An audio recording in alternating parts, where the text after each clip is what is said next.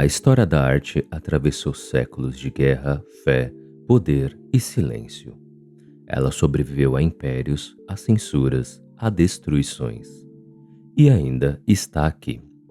Hoje, você não vai assistir a um vídeo.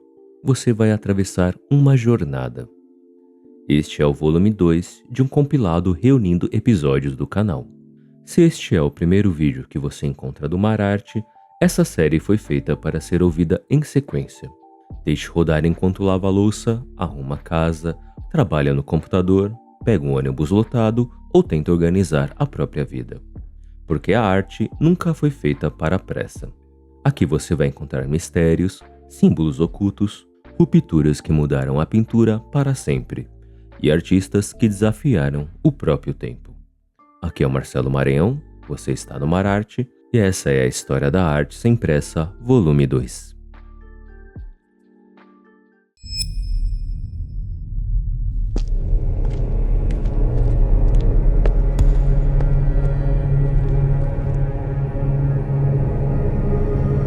Esse quadro parece mostrar apenas uma cena bíblica conhecida: Davi contra Golias.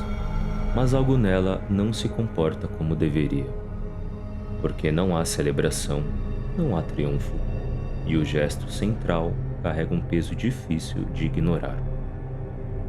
Isso importa porque essa pintura foi feita por Caravaggio, logo depois de um crime real. Um episódio violento que mudou completamente a sua vida e que o obrigou a fugir.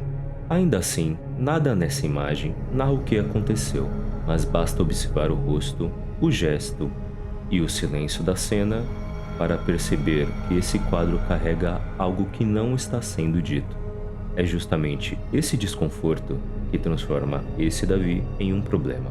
Porque o quadro parece esconder mais do que mostra e exige uma explicação que não está na superfície da imagem.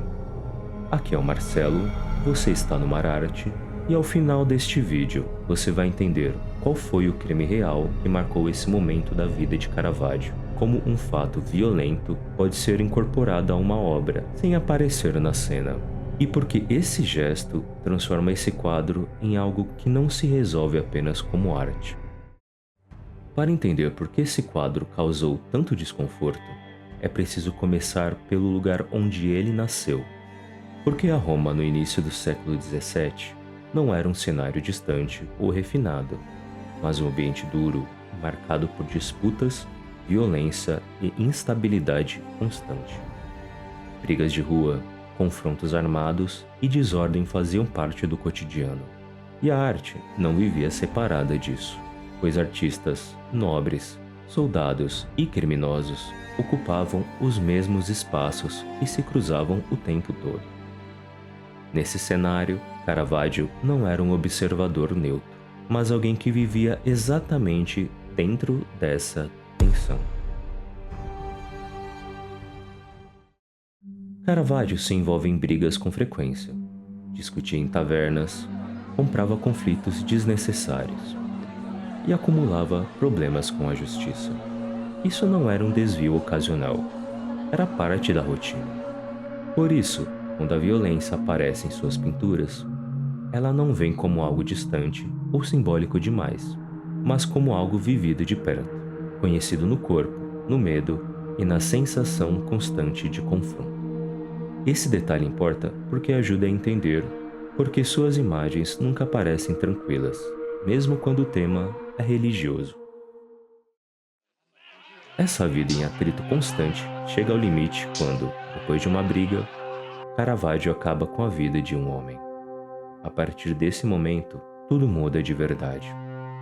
Porque ele deixa de ser apenas um pintor reconhecido em Roma e passa a ser alguém marcado, com uma sentença de morte pendurada sobre sua cabeça. De um dia para o outro, ele precisa fugir, mudar de cidade, se esconder, depender de proteção e viver sabendo que qualquer erro pode ser o último. Nada mais é seguro. E essa sensação de ameaça passa a acompanhar cada passo, inclusive enquanto ele pinta. Mesmo vivendo em fuga, Caravaggio continua pintando. mas agora cada obra passa a carregar um peso diferente. Antes, errar significava um problema artístico.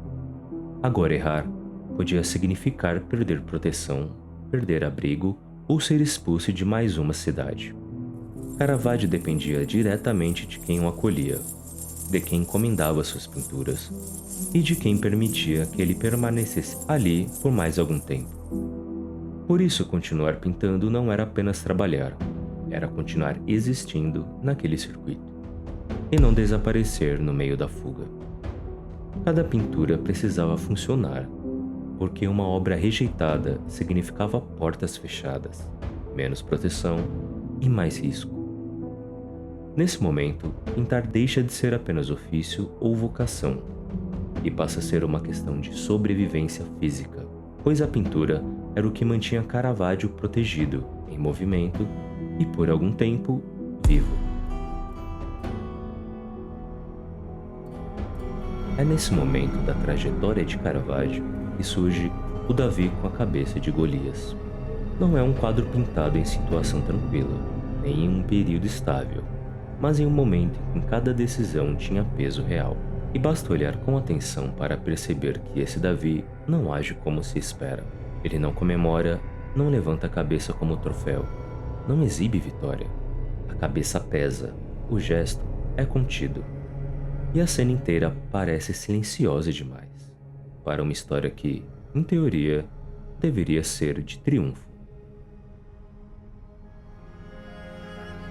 Antes de entender o sentido desse gesto, vale observar como essa imagem foi construída, porque a atenção que ela provoca não vem apenas do tema, mas da maneira como Caravaggio manipula as tensões visuais por meio da pintura. Aqui, o claro-escuro não funciona como recurso decorativo, mas como estrutura da cena, com grandes áreas de espaço negativo engolidas pela sombra, fazendo com que as figuras surjam comprimidas pela escuridão, sem respiro, como se não houvesse para onde escapar. A luz entra de forma dirigida e cortante, sem transições suaves, recortando volumes, acentuando planos e criando contrastes abruptos entre cara iluminada e fundo fechado, o que concentra o drama nos rostos, nas mãos e na relação direta entre os corpos. O corpo de Davi não ocupa o espaço como um herói clássico, pois ele se inclina levemente com o eixo do corpo deslocado, como alguém que sustenta um peso que não escolheu carregar, enquanto a cabeça de Golias pende para baixo, sem teatralidade, sem grandeza, apenas como massa vencida. Como já vimos antes, essa pintura surge em um período instável da vida de Caravaggio. Isso ajuda a entender por que a execução parece direta, quase urgente, sem longos estudos preparatórios ou tentativas de suavizar a cena. O modelo de Davi, como em outras obras do pintor, não é idealizado, mas alguém comum, retirado do cotidiano. Assim como acontece em pinturas como A Vocação de São Mateus ou A Morte da Virgem, onde pessoas reais ocupam o lugar de figuras sagradas. Essa escolha reforça o efeito de realidade crua, porque a técnica não embeleza nem distancia, ela intensifica o drama, fazendo com que a imagem pareça suspensa em um momento permanente, um instante que não se resolve nem dentro da cena, nem, possivelmente, dentro da própria consciência do pintor.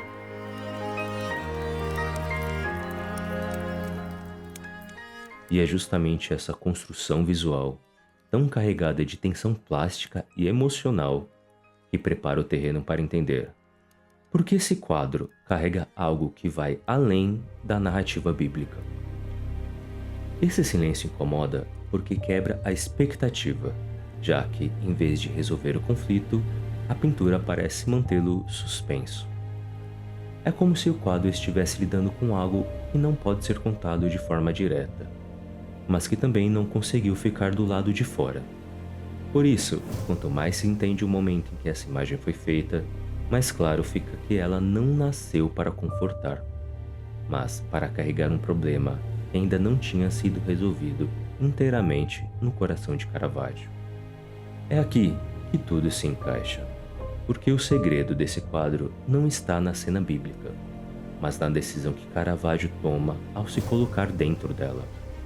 Caravaggio não narra o crime que cometeu, porque fazer isso seria se condenar de vez, mas ele também não tenta apagar o que aconteceu, porque fingir que nada houve seria mentir para a própria consciência.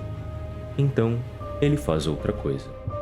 Ele desloca o crime para dentro da imagem, não como violência explícita, mas como um gesto silencioso, ao colocar o próprio rosto no corpo derrotado de Golias. Isso muda o sentido da cena, porque Davi deixa de ser apenas o herói vencedor e passa a segurar diante de si a figura de quem perdeu, de quem caiu, de quem foi vencido.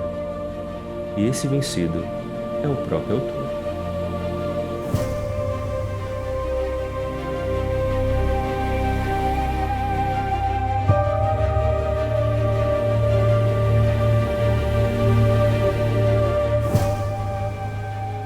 Nesse gesto, Caravaggio se apresenta como culpado, não para se exibir, mas para reconhecer o peso do que fez, transformando a pintura em uma confissão sem palavras, e ao mesmo tempo em um pedido silencioso de perdão. Por isso o crime não é contado, mas também não desaparece, porque ele continua ali, preso à imagem, existindo sem ser dito. Nesse ponto, o desconforto do quadro deixa de ser acaso, e passa a ser a escolha consciente, nascida da tensão entre culpa, sobrevivência e silêncio. E se você está gostando do vídeo, curte e se inscreva no canal, porque isso ajuda muito esse projeto a crescer e a continuar produzindo esse tipo de conteúdo por aqui. Depois de entender esse gesto, esse Davi deixa de ser apenas uma cena bíblica e passa a carregar uma história que não foi contada em palavras, mas assumida dentro da própria imagem. O crime não aparece na cena, não vira narrativa, mas também não some, porque ele está ali na postura contida, no peso do corpo e no fato de que não há vitória para celebrar. E é por isso que esse quadro não se resolve com facilidade, já que ele não oferece conforto nem a cena de final fechado, apenas a imagem de alguém convivendo com o que fez. Obrigado por assistir. Na descrição eu deixei o link do blog da Cell Galeria, que é de onde muitos dos vídeos daqui foram inspirados. Então, se você está gostando do conteúdo, provavelmente vai gostar de lá também. Também deixei o link de 2 e-books, um sobre carreira artística e outro sobre história da arte, além do meu Instagram, que é onde eu costumo conversar com vocês com mais calma. E talvez a pergunta não seja se a arte pode apagar um crime, mas se ela apenas encontra uma forma de carregá-lo, sem que ele destrua tudo ao redor. E depois de enxergar isso, é difícil olhar para esse Davi como se ele fosse apenas mais uma pintura.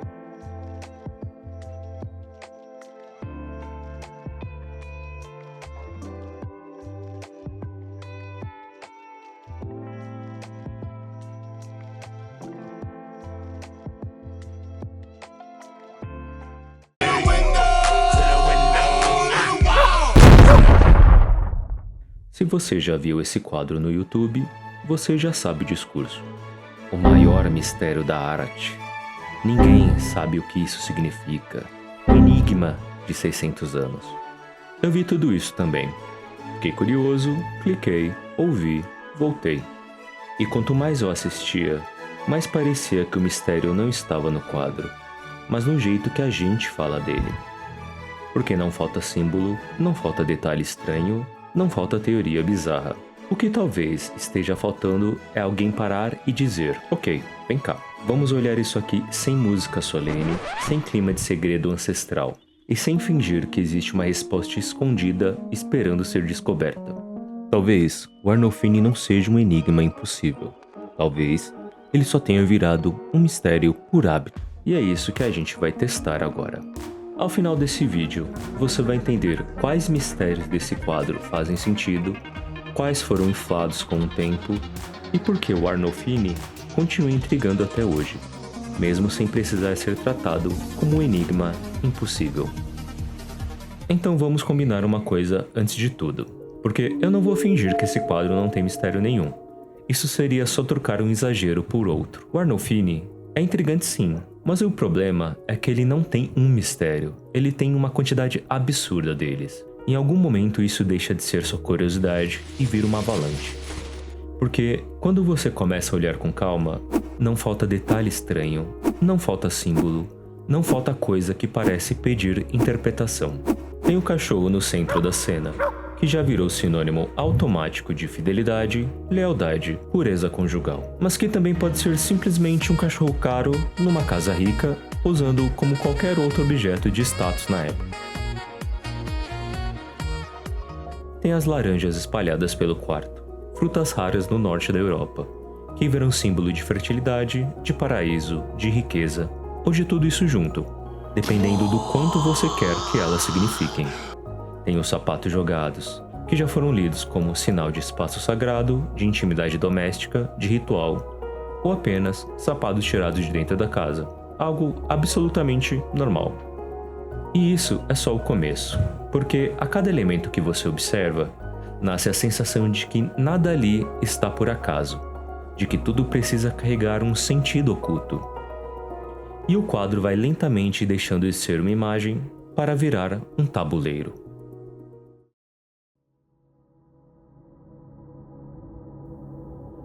A coisa começa a escalar de verdade quando a leitura passa do detalhe para a hipótese. Porque aí não estamos mais falando só de símbolos soltos, mas de narrativas inteiras construídas em cima deles. Um dos exemplos mais famosos é a barriga da mulher, que durante muito tempo foi lida como um sinal de gravidez, até alguém lembrar que aquele era simplesmente o padrão de silhueta feminina da época, com vestidos armados, tecido pesado e uma postura que empurra o volume para frente. Mas, mesmo assim, a ideia da gravidez continua reaparecendo, porque ela é conveniente, ela resolve o mistério criando outro. E quando isso não basta, a hipótese cresce. Surge então a teoria de que a mulher estaria morta, e que o quadro seria, na verdade, uma homenagem póstuma. A vela única no lustre vira símbolo de vida e de ausência. O gesto nas mãos ganha um peso fúnebre, a cena inteira passa a ser lida como um memorial. Repara como a lógica muda, porque a partir do momento em que essa hipótese entra em jogo, tudo no quadro precisa se reorganizar para sustentá-la. Nada mais pode ser apenas pintura, tudo vira indício. E é nesse ponto que o mistério deixa de ser uma pergunta aberta e começa a se comportar como um imã, puxando qualquer detalhe disponível para dentro dele.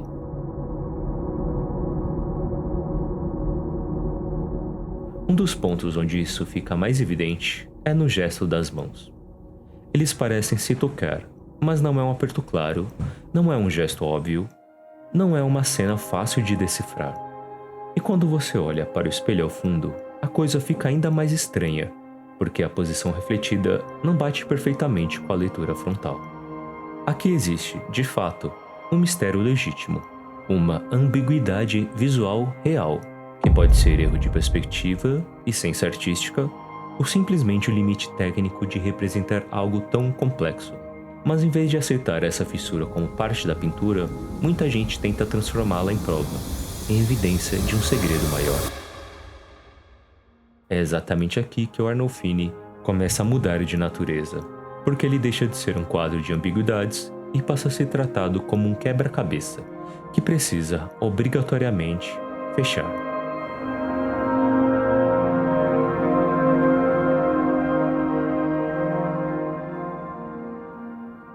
Em algum momento, toda a leitura de Arnolfini acaba voltando para o espelho, porque ele é pequeno, mas manda em tudo.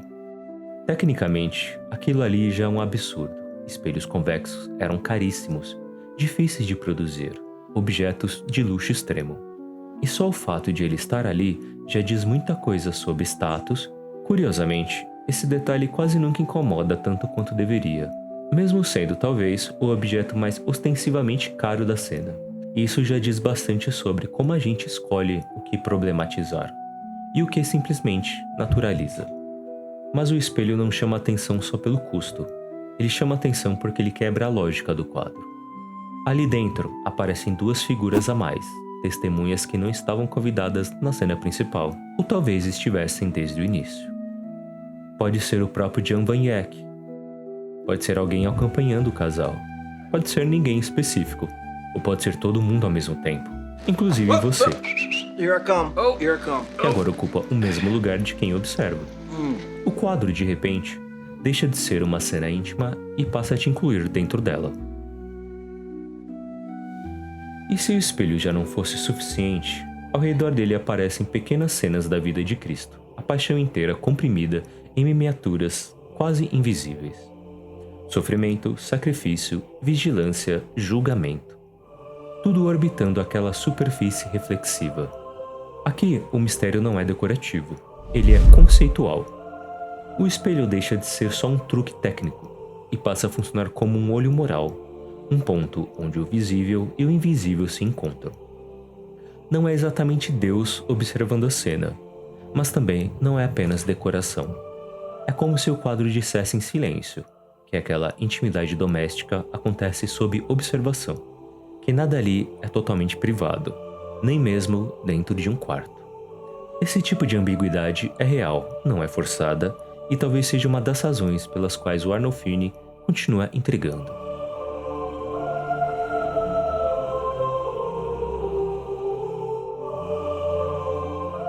É justamente a partir desse peso simbólico que voltamos a uma das teorias mais radicais sobre o quadro, a ideia de que a mulher já estaria morta. E que a pintura funcionaria como uma espécie de memorial. Essa leitura não se apoia em um único detalhe isolado, mas em um conjunto de elementos que, quando reunidos, passam a sugerir outra narrativa. Um deles está no próprio espelho.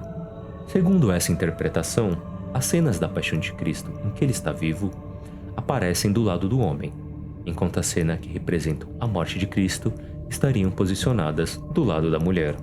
O espelho, então, deixa de ser apenas testemunha e passaria a marcar uma divisão simbólica entre vida e morte. Outro ponto frequentemente citado é o lustre, a vela acesa do lado do homem e a ausência da vela acesa do lado da mulher, lida como sinal de presença e ausência de vida que permanece e vida que já se apagou. Ao fundo do quarto, há ainda uma pequena escultura feminina, geralmente associada a uma santa protetora ou uma figura ligada à guarda do lar, que nessa leitura ganha um sentido funerário, como se estivesse ali para velar. E até o cachorro, tão frequentemente interpretado como símbolo de fidelidade, entra nessa engrenagem. Em imagens funerárias do período, animais, especialmente cães, podem aparecer como figuras de guarda, companheiros do limiar entre a vida e a morte. Não apenas como símbolos afetivos, mas como presença vigilante. Quando tudo isso é colocado lado a lado, a teoria começa a parecer consistente. A vela, o espelho, Cristo, a escultura, o cachorro. Nada disso isoladamente prova alguma coisa. Mas, juntos, criam a sensação de que existe, sim, uma história oculta sendo contada. O ponto crítico é que, a partir daí, o quadro já não é mais observado. Ele passa a ser reorganizado em função da hipótese.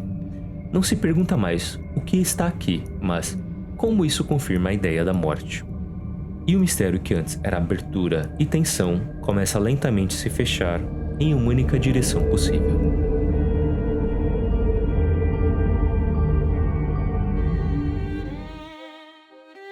Depois de passar por todos esses símbolos, espelho, vela, gesto, Cristo, hipóteses de morte, existe um ponto que quase sempre aparece nas leituras, mas que costuma vir acompanhado de um certo pedido de desculpa. O fato de que esse casal é rico. Eu sou rica! Eu sou rica! Isso não está escondido em lugar nenhum. Está na roupa, nos tecidos, no lustre, no espelho caríssimo ao fundo, em praticamente tudo que aparece na cena. E ainda assim, muitas análises parecem contornar esse dado, como se fosse preciso justificar essa riqueza, ao enquadrá-la dentro de um discurso maior para que ela se torne aceitável. Só que, no contexto do século XV, isso não é uma denúncia, nem uma crítica, nem uma provocação. É simplesmente um fato. Van Eyck não pinta esse casal para expor uma contradição social, nem para fazer o comentário moral sobre dinheiro. Ele registra uma condição material concreta, com a mesma precisão obsessiva com que registra luz, textura e espaço. Talvez o desconforto não esteja no quadro, mas no nosso olhar moderno que muitas vezes prefere transformar riqueza em símbolo problemático, do que aceitá-lo como parte do mundo que a pintura está mostrando. Isso importa, porque quando a gente força esse deslocamento, o quadro começa a carregar sentidos que não necessariamente estavam ali no início. E se você está gostando do vídeo, curta e se inscreva no canal, porque isso ajuda muito esse projeto a crescer e a continuar produzindo esse tipo de conteúdo por aqui. É justamente nesse ponto que Arnolfini começa a sofrer com o peso das leituras, pois, depois de empilhar símbolos, hipóteses, interpretações religiosas, teorias sobre morte e disputas de significado, a pergunta já não é mais o que esse quadro está mostrando, mas qual dessas explicações estaria certa. E quando essa mudança acontece, o mistério também muda de função, porque ele deixa de ser um espaço de observação aberto e passa a funcionar como algo que precisa ser resolvido, fechado e organizado em uma resposta final, como se a pintura fosse um enigma esperando a solução correta. Por isso, a imagem não basta por si só, já que ela precisa ser traduzida, decodificada e explicada, enquanto cada detalhe é pressionado a provar alguma coisa dentro da teoria escolhida. Talvez seja exatamente aí que esteja o verdadeiro problema. Não no fato de Arnolfini ser misterioso, porque ele é, mas no fato de que a gente parece ter dificuldade em aceitar o mistério que não se resolve completamente. Porque, ao insistir que o sentido precisa ser único, o olhar deixa de acompanhar a imagem e começa a testá-la, como se a pergunta já não fosse mais do que esse quadro propõe, mas até onde ela aguenta sustentar tantas interpretações ao mesmo tempo. E a partir desse excesso, desse cansaço silencioso do olhar, que começa a ficar mais claro o tipo de mistério que o Arnolfini realmente sustenta. Depois de tudo isso, de símbolos, hipóteses, teorias, leituras religiosas, sociais e funerárias, talvez dê para dizer com mais clareza qual é o verdadeiro tipo de mistério que o Arnolfini sustenta. Ele não é um quadro que esconde uma resposta final, porque se fosse, ele já teria aparecido em algum momento desses últimos 600 anos. O Arnolfini intriga justamente porque faz o contrário. Ele mostra demais, organiza demais, controla demais o espaço, a cena e o olhar. Nada ali parece casual, mas também nada ali aponta para um único sentido fechado. E é essa combinação que confunde. O mistério do Arnolfini não está em descobrir se eles estão se casando, se ela está grávida, se está morta, quem são as testemunhas ou que cada objeto simboliza isoladamente. Ele está no fato de que o quadro aceita todas essas leituras, sem deixar resolver por nenhuma delas. Enquanto a gente insiste em tratá-lo como um quebra-cabeça, ele funciona como um espaço visual cuidadosamente construído, para ser observado, ocupado pelo olhar e sustentado no tempo. Por isso, quando a gente tenta fechar o sentido, o quadro escapa. E quando a gente aceita que ele não fecha, que ele não entrega uma resposta final, ele finalmente começa a funcionar. Esse é o mistério de Arnolfini. Não um segredo escondido, mas uma imagem que existe, a nossa necessidade de conclusão.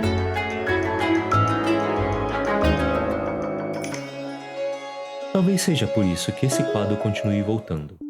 Séculos após séculos, vídeo após vídeo.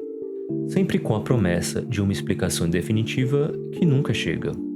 E talvez o problema nunca tenha sido o Arnolfini, mas a expectativa que a gente coloca em cima dele. Porque nem toda obra foi feita para ser resolvida. Algumas foram feitas para serem olhadas, com tempo, com atenção e com a disposição de aceitar que nem tudo precisa fechar. Então, da próxima vez que você ouvir o maior mistério da história da arte, talvez valha a pena perguntar não qual é a resposta escondida, mas que tipo de experiência essa imagem está propondo. Obrigado por assistir. Se esse vídeo te deixou olhar para esse quadro de outro jeito, vale deixar o like, se inscrever no canal e continuar essa conversa nos comentários, porque arte não se esgota em explicação, ela começa no olhar. E na descrição eu deixei o link do blog da Cell Galeria, que é de onde muitos dos vídeos daqui foram inspirados. Então, se você está gostando do conteúdo, provavelmente vai gostar de lá também. Também deixei o link de 2 e-books, um sobre carreira artística e outro sobre história da arte, além do meu Instagram, que é onde eu costumo conversar com vocês com mais calma.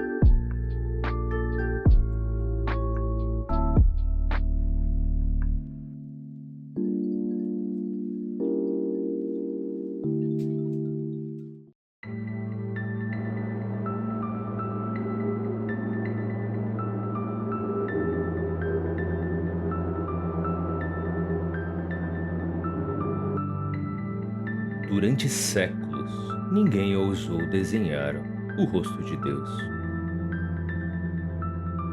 Porque representá-lo significava reduzi-lo, e reduzir o infinito era quase uma afronta ao sagrado. Mesmo assim, se você atravessar a história da arte, vai perceber algo desconcertante. Pois, em algum momento, o invisível ganhou olhos, ganhou idade, ganhou barba e expressão, como se o eterno tivesse sido encaixado dentro de um corpo humano.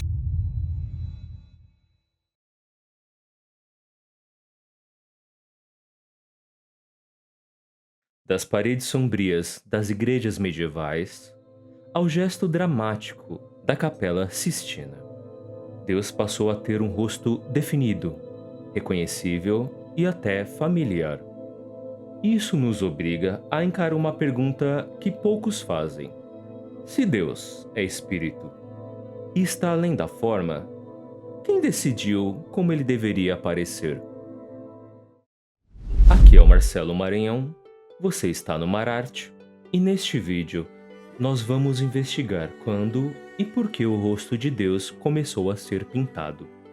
Para isso, nós vamos voltar ao Antigo Testamento, onde nenhuma imagem era permitida, e entender como surgiram os primeiros símbolos que tentavam sugerir sua presença, enquanto atravessamos a força solene do Cristo Pantocrator, até chegar ao Deus Todo-Poderoso de Michelangelo. Ao final, você vai perceber que essa não é apenas uma história sobre pintura, mas sobre a maneira como o ser humano tentou compreender o invisível e também sobre o que a própria fé cristã tem a dizer a respeito disso.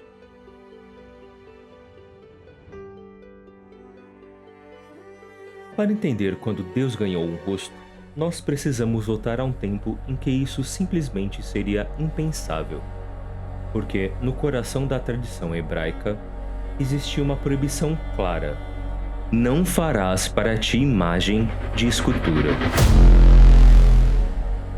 Enquanto as civilizações ao redor de Israel erguiam estátuas de seus deuses, esculpiam seus corpos em pedra e lhes davam formas humanas ou animais, o povo hebreu seguia um caminho radicalmente diferente, pois o seu Deus não podia ser reduzido à matéria. Ele não tinha estátua, não tinha corpo representado em templos, e não tinha um rosto que pudesse ser contemplado, já que sua presença se manifestava de outra maneira, através da nuvem no deserto, do fogo que não consumia a sarça, da voz que ecoava no Sinai. Isso significa que, durante séculos, a experiência do divino foi marcada pela ausência de imagem, e essa ausência não era uma limitação artística, mas uma afirmação teológica profunda, pois afirmava que Deus não pode ser representado é reconhecer que ele está além de qualquer forma criada. Portanto, antes de perguntarmos quem inventou o rosto de Deus, é preciso reconhecer que, em sua origem, a própria ideia de dar um rosto ao Criador seria vista como uma redução perigosa, quase uma tentativa de aprisionar o infinito dentro de um contorno humano. E é justamente por isso que a virada histórica que viria depois é surpreendente, pois aquilo que antes era invisível começaria, lentamente, a ganhar sinais visíveis. Se no início Deus não podia ser representado, a pergunta inevitável era como expressar sua presença sem trair essa proibição, pois a fé precisava ser transmitida também por imagens, especialmente em um mundo onde poucos sabiam ler. Foi então que surgiram soluções simbólicas, e uma das mais fascinantes é a chamada Manus Dei, a mão de Deus, que aparece saindo das nuvens em manuscritos e mosaicos antigos.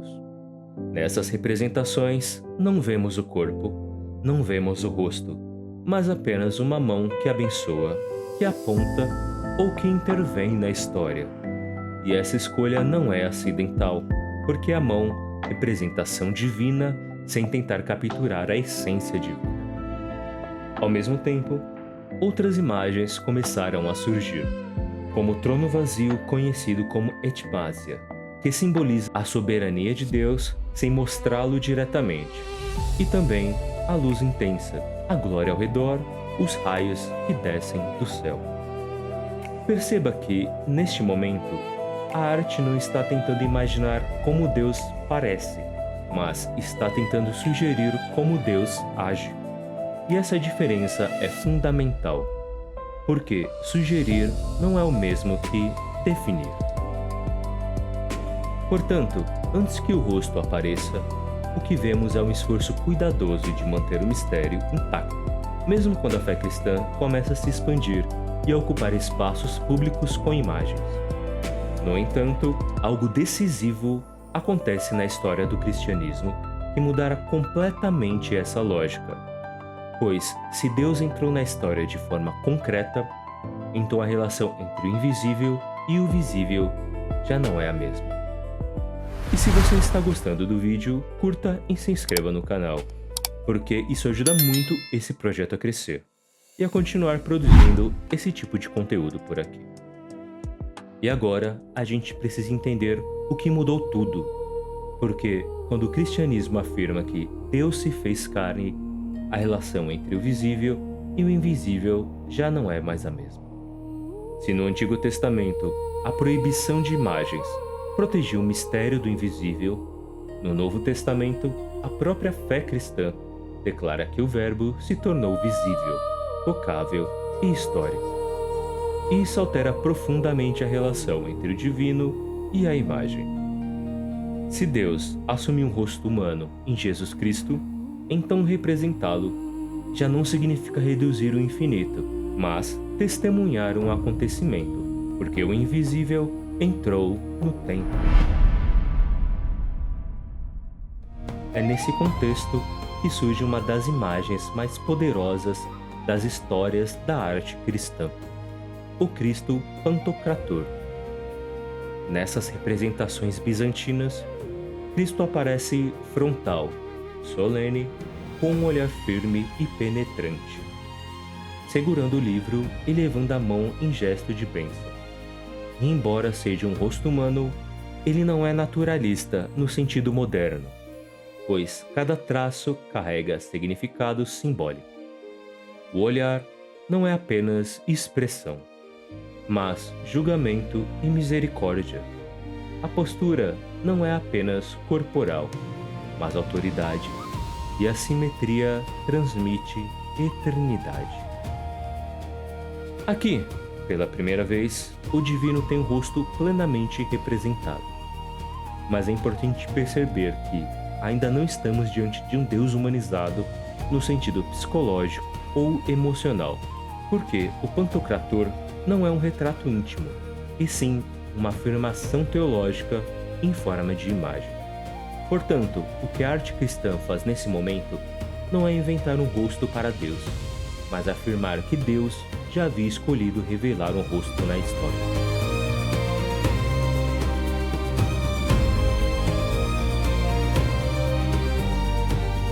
No entanto, essa distinção começa a se tornar mais sutil à medida que os séculos avançam, pois a figura divina deixa de ser apenas símbolo solene e começa a adquirir características cada vez mais humanas.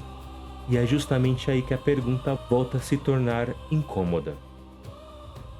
Se a encarnação tornou possível representar Cristo, a representação do próprio Deus Pai era uma questão muito mais sensível, porque o Pai não havia assumido carne e, portanto, continuava, em essência, invisível. Mesmo assim, ao longo da Idade Média, a arte cristã começou lentamente a dar forma ao Pai, e ele passa a aparecer como uma figura mais velha, com barba longa, vestes majestosas e postura de autoridade. Essa escolha não surge do nada, pois ela dialoga com imagens bíblicas, como a ancião de Dias, descrito no livro de Daniel, mas também dialoga com a necessidade humana de compreender o divino através de categorias familiares. E a figura paterna se torna a metáfora visual mais poderosa disponível. Aqui acontece algo importante. O símbolo começa a se aproximar da psicologia humana, porque o Pai Celestial passa a refletir traços do arquétipo do Pai terreno, como proteção, julgamento, sabedoria e soberania.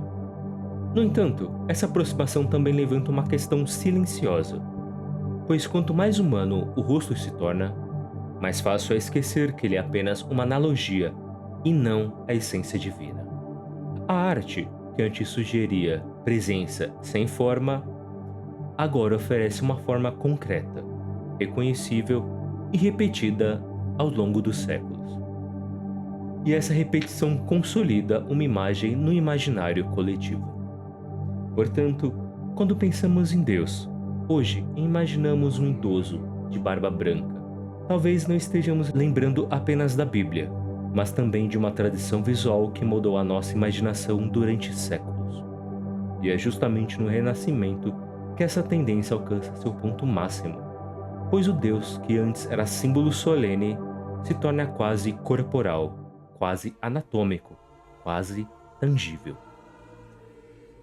Quando chegamos ao Renascimento, algo muda profundamente na maneira como o homem enxerga o mundo, porque a redescoberta da anatomia, da proporção e da beleza clássica coloca o corpo humano no centro da arte. É nesse contexto que Michelangelo pinta o teto da Capela Sistina. E ali vemos também a imagem mais famosa de Deus já produzida.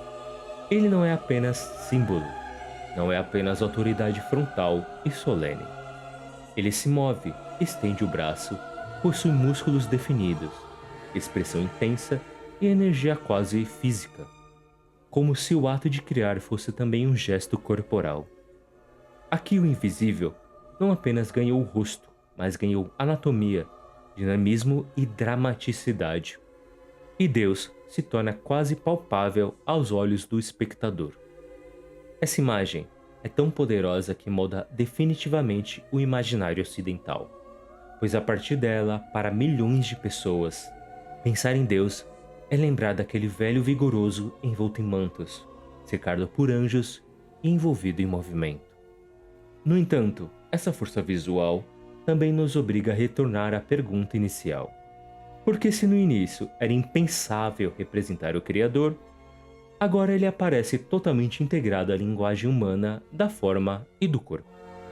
Então precisamos encarar o que está por trás dessa transformação. Foi a arte que humanizou Deus ou foi a própria experiência cristã que permitiu que o homem reconhecesse algo de si na imagem do Criador? E talvez a resposta não esteja na tinta nem no mármore, mas na maneira como entendemos a relação entre revelação e imaginação. Ao longo da história, o homem tentou dar forma ao invisível, e cada época deixou na imagem de Deus algo de sua própria sensibilidade, de sua cultura e de sua maneira de compreender o mundo. No início não havia rosto, porque o mistério precisava ser protegido. Depois vieram símbolos que sugeriam ação divina sem defini-la.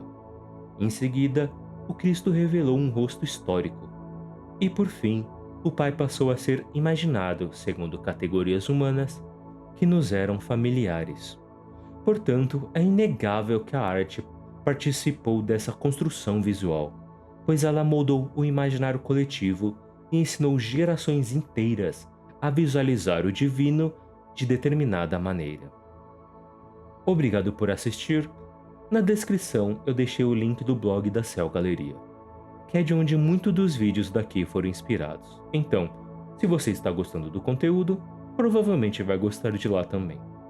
Também deixei o link de 2 e-books, um sobre carreira artística e outro sobre história da arte, além do meu Instagram, que é onde eu costumo conversar com você com mais calma. No entanto, para a fé cristã, a questão central não é se o homem inventou o rosto de Deus, mas se Deus decidiu revelar-se ao homem, porque a encarnação não é uma metáfora artística, e sim um acontecimento que afirma que o invisível entrou na história. Se assim for, então as imagens não seriam tentativas de capturar a essência divina, mas respostas humanas a uma revelação que já havia acontecido. Talvez, no fim das contas, o rosto de Deus não tenha sido uma invenção da arte, mas a memória visual de um encontro, e é justamente por isso que, mesmo diante das telas e dos afrescos, o mistério permanece maior que qualquer pincel poderia conter. E talvez seja essa tensão entre o que vemos e o que jamais poderá ser plenamente visto que mantém viva a busca humana pelo transcendente.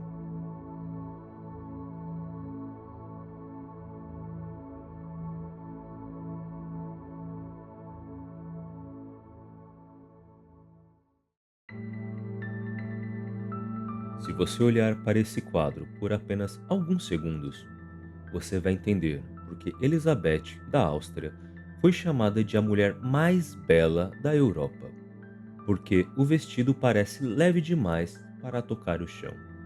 O rosto transmite uma serenidade quase irreal, e as estrelas presas ao cabelo transformam a imperatriz em algo que ultrapassa o humano. À primeira vista, tudo aqui é harmonia, tudo aqui é elegância, como se o poder pudesse ser delicado, e como se a realeza fosse sinônimo de perfeição. Mas retratos oficiais não existem por acaso, pois cada gesto é calculado, cada detalhe é escolhido com intenção política, e cada silêncio dentro da imagem pode esconder uma decisão histórica. E é exatamente isso que torna essa pintura inquietante, porque quanto mais perfeita ela parece, mais cresce a sensação de que existe algo fora do quadro. A pergunta, então, não é porque ela é considerada a mais bela da Europa, mas o que essa imagem impecável nunca contou sobre a mulher que ela eternizou. Aqui é o Marcelo Maranhão, você está no Mararte, e nesse vídeo você vai entender como esse quadro ajudou a construir o mito da imperatriz mais bela da Europa, e o que a história revela quando a gente vai além da imagem perfeita que atravessou os séculos. Para entender o que essa pintura nunca contou, primeiro é preciso entender o que ela foi feita para mostrar. Porque Franz Xaver Winterhalter não era apenas um pintor talentoso. Ele era o artista favorito das cortes europeias, especializado em transformar monarcas em símbolos.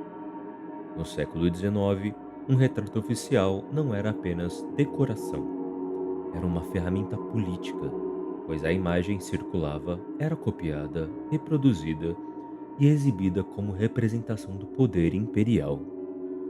E quando Winterhalter pintou Elizabeth, ele não registrou apenas o rosto de uma jovem imperatriz, mas construiu uma narrativa visual cuidadosamente planejada. O vestido branco amplia a sensação de pureza e leveza. O fundo escuro destaca o corpo como se ele emergisse da sombra, e o cabelo solto, adornado com estrelas, cria uma imagem quase celestial, como se ela estivesse acima das tensões terrenas. Nada ali sugere conflito, nada indica peso institucional, nada revela a rigidez da corte de Viena. Porque o objetivo do retrato não era revelar a realidade, mas consolidar uma imagem, e essa imagem precisava ser perfeita. Assim, antes mesmo de conhecermos a mulher por trás do vestido, já estamos diante de um mito cuidadosamente construído. Um mito que começava na tela e se espalhava por toda a Europa.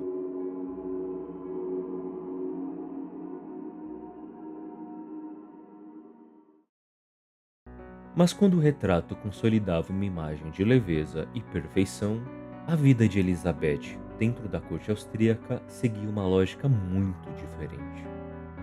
Porque ela se casou com o imperador Francisco José ainda muito jovem. e foi lançada diretamente no centro de uma das estruturas mais rígidas da Europa. A Corte de Viena funcionava como um mecanismo disciplinado, cheio de protocolos, horários, hierarquias e regras que determinavam desde a forma de se vestir até a maneira de se comportar em público. E nesse ambiente, espontaneidade não era uma virtude. Além disso, havia a presença constante da arquiduquesa Sofia, mãe do imperador, que exercia forte influência sobre o palácio e sobre as decisões envolvendo a jovem imperatriz. Elizabeth, que até então havia crescido em um ambiente mais livre na Baviera, precisou se adaptar rapidamente a um papel político que exigia postura, representação e produção de herdeiros, porque, mais do que esposa, ela se tornava peça central da estabilidade dinástica. E é nesse ponto que o contraste começa a se tornar evidente, pois a mulher retratada como símbolo de graça absoluta vivia cercada por pressões institucionais que não aparecem na tela. A pintura mostrava serenidade, mas a rotina era marcada por expectativa, vigilância e responsabilidade constante. O que ajuda a entender por que a imagem idealizada começava pouco a pouco a se distanciar da experiência real daquela jovem imperatriz. E se você está gostando do vídeo, curta e se inscreva no canal, porque isso ajuda muito esse projeto a crescer e a continuar produzindo esse tipo de conteúdo por aqui.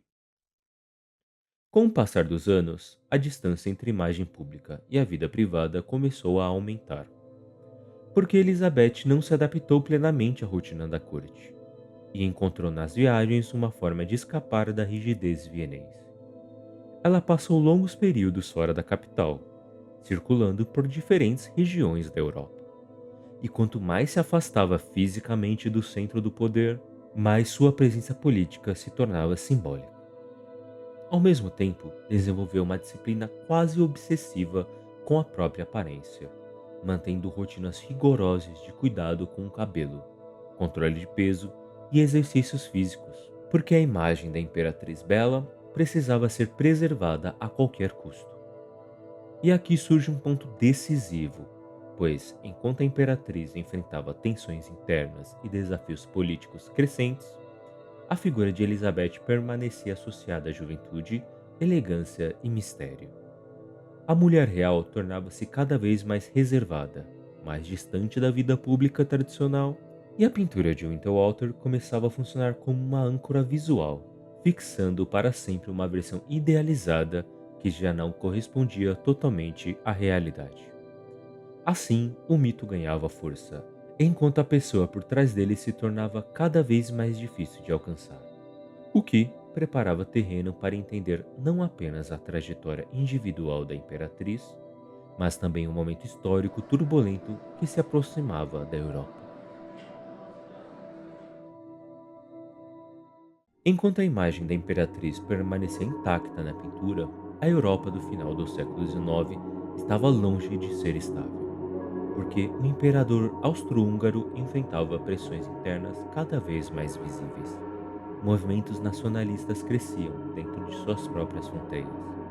Diferentes povos reivindicavam autonomia, e a ideia do império começava a ser questionada em várias regiões do continente. Ao mesmo tempo, surgiam grupos anarquistas que viam nas monarquias não apenas instituições antigas, mas símbolos diretos de desigualdade e opressão política. Nesse cenário, a figura imperial deixava de ser apenas decorativa e passava a representar alvo simbólico, pois atingir um membro da realeza significava atingir a própria ideia de poder hereditário. E é aqui que a atmosfera começa a mudar, porque a distância entre pintura idealizada e realidade histórica se tornava quase irreconciliável.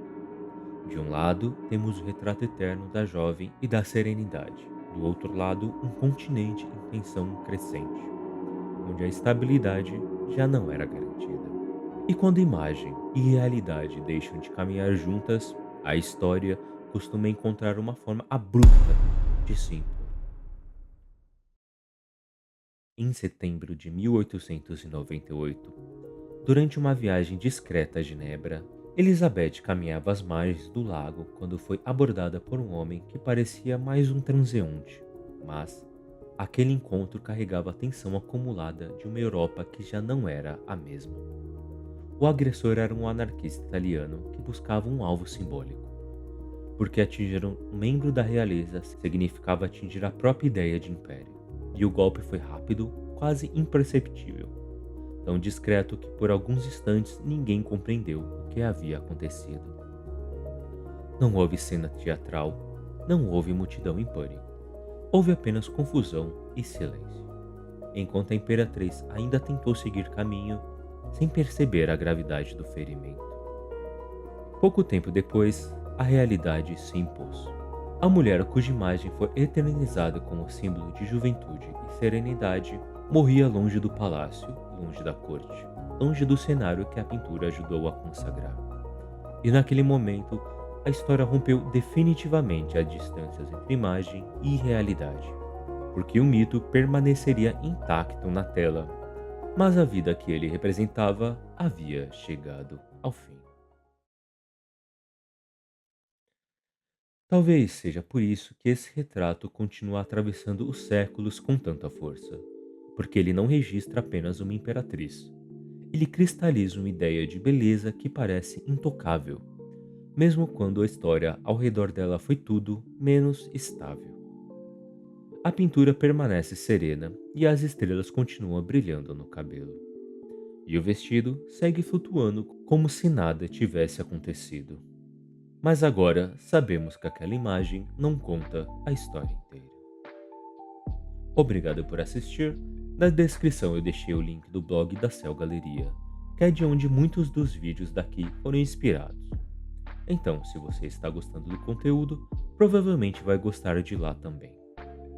Também deixei o link de 2 e-books, um sobre carreira artística e outro sobre história da arte, além do meu próprio Instagram, que é onde eu costumo conversar com vocês com mais calma. Porque, no fim das contas, a história pode até seguir em frente, mas a imagem que escolhemos preservar é o que decide o que será lembrado.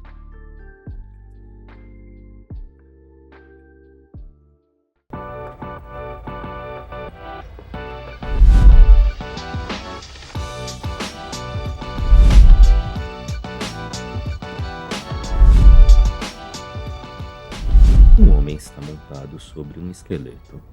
Num cenário, não há narrativa clara, apenas os dois. A pintura parece simples, quase crua, mas quanto mais você observa, mais ela incomoda, porque não está claro quem conduz quem. Essa obra se chama Cavalgando com a Morte, pintada por Jean-Michel Basquiat em 1988. E existe um detalhe aqui que liga essa imagem a algo criado séculos antes. A questão é, o que exatamente está escondido nessa cena? Aqui é o Marcelo Maranhão e você está no Mararte. Ao final desse vídeo, você vai entender como uma tradição criada no século XVII aparece quase intacta dentro de uma pintura feita em 88. E mais do que isso, vai perceber o que muda quando a morte deixa de ser um aviso colocado ao lado da vida e passa a sustentar a própria obra. Depois disso, você não vai mais conseguir olhar para esse quadro como algo isolado dos séculos que vieram antes dele. Muito antes de 1988, muito antes de Nova York e muito antes de Jean-Michel Basquiat ganhar fama internacional, a arte europeia já lidava com a morte de uma maneira curiosamente silenciosa, porque ela não parecia como tragédia explícita, mas como lembrança constante. No século XVII, especialmente na Holanda, surge um tipo de pintura chamado vanitas, no qual mesas eram retratadas com livros, instrumentos musicais, taças e objetos luxuosos. Mas, entre esses símbolos de prosperidade, quase sempre havia uma caveira discretamente posicionada na cena. À primeira vista, parecia apenas mais um objeto, mas na verdade, ela alterava completamente o sentido da imagem. Porque, lembrava o espectador que toda riqueza, juventude ou prestígio terminava no mesmo destino. E esse tipo de representação ficou conhecido como memento mori, expressão em latim que significa lembre-se de que você vai morrer. E a intenção não era assustar, mas instaurar consciência, pois a morte não era pintada como evento dramático, e sim como presença inevitável inserida na vida cotidiana. A caveira permanecia imóvel, não interagia com os objetos, não conduzia ninguém, e justamente por isso funcionava como um símbolo estável, quase filosófico, que atravessou séculos sem perder o sentido. E durante muito tempo, quando artistas queriam falar sobre finitude, era assim que faziam, colocando a morte parada dentro da composição, como se ela estivesse sempre esperando. Séculos depois, esse símbolo aparentemente estável atravessa o tempo e reaparece em um contexto completamente diferente. Não mais em mesas iluminadas por velas, mas nas ruas e nos ateliês de Nova York.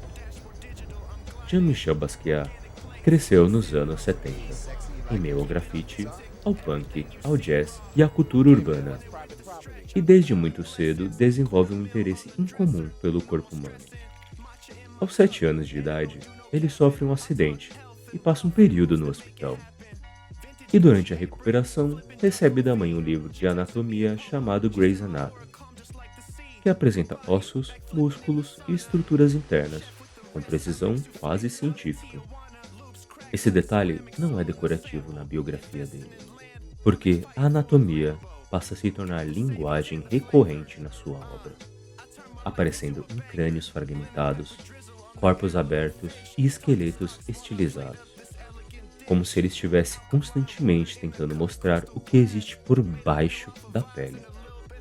Diferente das pinturas barrocas, em que a caveira é inserida como lembrete externo, em Basquiat, o osso se mistura à identidade do personagem, não como objeto sobre a mesa, mas como parte do próprio corpo que se apresenta na tela.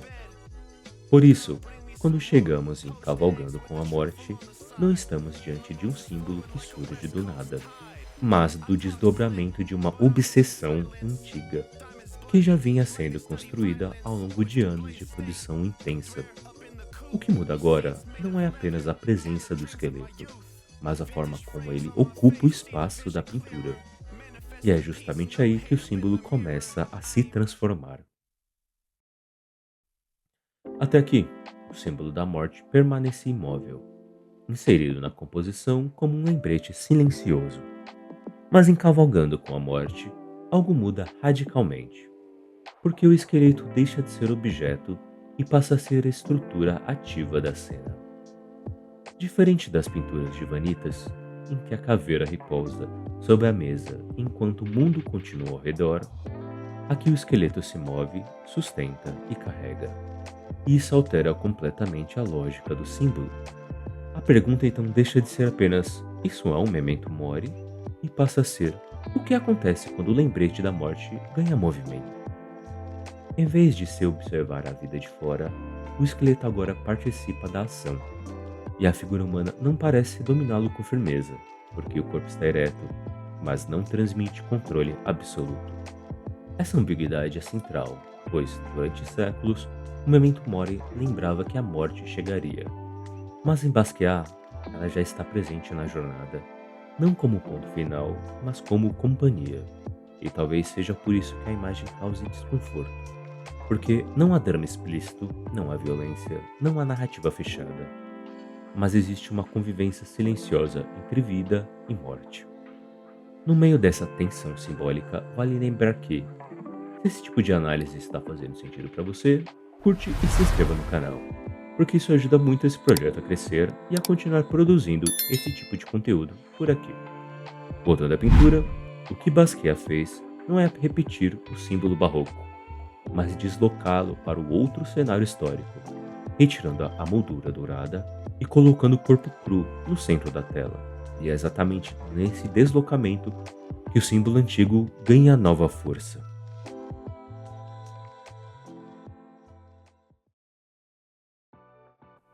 Durante séculos, o memento mori funcionou como aviso, porque a morte era colocada ao lado da vida, como algo que aguardava o momento final. Em Cavalgando com a Morte, Basquiat altera essa lógica silenciosamente, pois o esqueleto não aparece como objeto dentro da cena, mas como aquilo que sustenta o movimento. No Barroco, a caveira repousa sobre a mesa enquanto o mudo seguia ao redor. Aqui, ela não repousa, ela carrega.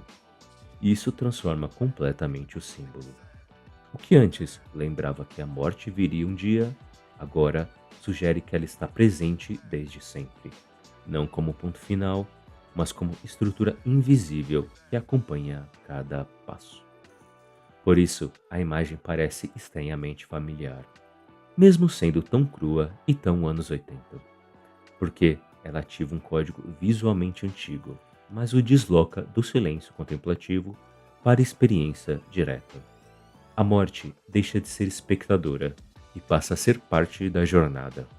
E quando essa inversão se torna visível, a pintura deixa de ser apenas enigmática e passa a dialogar com 400 anos de tradição, sem precisar citar nenhum deles. Talvez seja por isso que essa pintura continue inquietando, porque ela não fala sobre um fim distante, mas sobre algo que já está presente.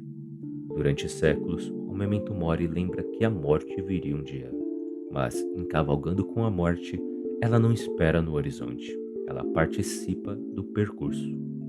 E isso provoca uma pergunta incômoda, porque quando você olha para essa imagem, a morte parece algo remoto ou algo que caminha ao seu lado desde sempre. Talvez o desconforto venha justamente daí, do fato que a tradição nunca tentou nos assustar, mas apenas lembrar que o tempo está em movimento e que ignorar isso não faz com que ele pare. Obrigado por assistir. Na descrição eu deixei o link do blog da Cell Galeria, que é de onde muitos dos vídeos daqui foram inspirados. Então, se você está gostando do conteúdo, provavelmente vai gostar de lá também. Também deixei o link de 2 e-books, um sobre carreira artística e outro sobre história da arte, além do meu Instagram, que é onde eu costumo conversar com vocês com mais calma. E talvez, depois de hoje, a pergunta não seja mais quem conduz quem naquela pintura, mas se nós realmente acreditamos que estamos cavalgando sozinhos.